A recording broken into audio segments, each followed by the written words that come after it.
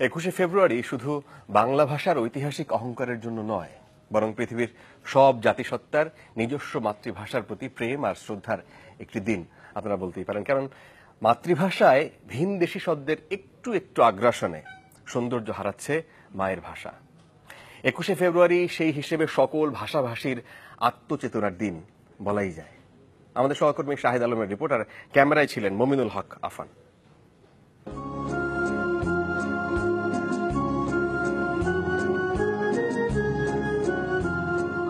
অনেক দামে কেনা এই বাংলার মাটি, ফুল আর মায়ের ভাষা, বাংলা বর্ণমালা তো বটেই। সব সখীতে ভাগ করিতে নেব আনা আনা, তোমার বেলায় নেব সখী, তোমার এখানে শোনা। ভাষায় যেখানে একে অপরের ভাব প্রকাশের মাধ্যম, তাই ভিন দেশে ভিন মানুষের সাথে কাজের সুবিধায় অনেকেই শেখার চেষ্টা করেন ভিন্ন ভাষা। যেমনটি বাংলাদেশে এসে একটু একটু করে শিখছেন এই জার্মান নাগরিক। কি খেতে পছন্দ করো তুমি? পছন্দের বাপা পিঠা, চিতই পিঠা, সবজি। ভালোবেসে বাংলা ভাষার একজনকে বিয়ে করেছেন এরি হিরোহোমা, জাপানি নাগরিক। মানে অনেক সময় হয় না যে বোন খুলে আড্ডা দিতে চাই আমি আমার নিজের ভাষায়, এরকম মনে হয় না কখনো? হ্যাঁ, তখন ফোনে কথা বলি, বাড়িতে ফোন করি জাপানে।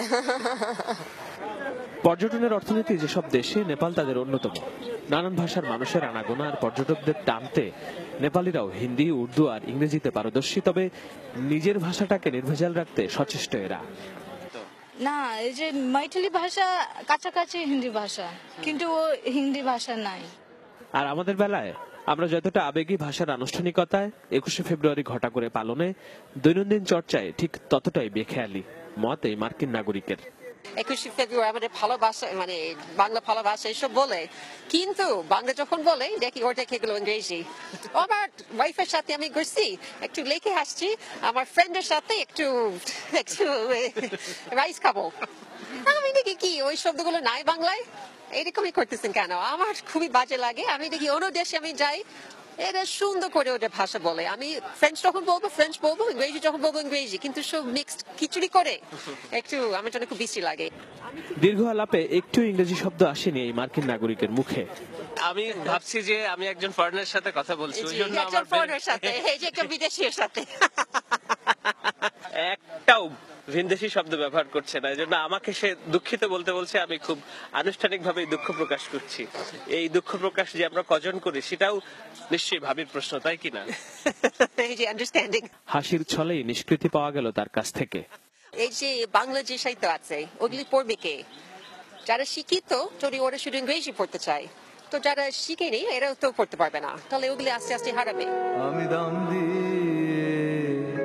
একটু একটু করে মায়ের ভাষার মধ্যে ভিন্ন ভাষার শব্দকে যে ইচ্ছা অনিচ্ছায় ঢুকিয়ে দিচ্ছি আমরা, আর আমাদের মুখে মায়ের মুখ থেকে শেখা শব্দ সম্ভারও যে একটু একটু করে কমে যাচ্ছে, সে লজ্জা কোথায় রাখি? শাহেদ আলম, চ্যানেল 24, ঢাকা। ফারাবি, আমরা কিন্তু প্রতিনিয়তই দেখা যায় ইচ্ছা অনিচ্ছায় এই বাংলা ইংলিশ মিলিয়ে কিন্তু কথা বলে থাকি। তার ভাষা হচ্ছে খিচুড়ি ভাষা। হ্যাঁ, বিশেষ করে আমরা যারা শহরে থাকি তারা কিন্তু এটা অ্যাভয়েড করতে পারেন। এই যে বলে ফেললাম অ্যাভয়েড।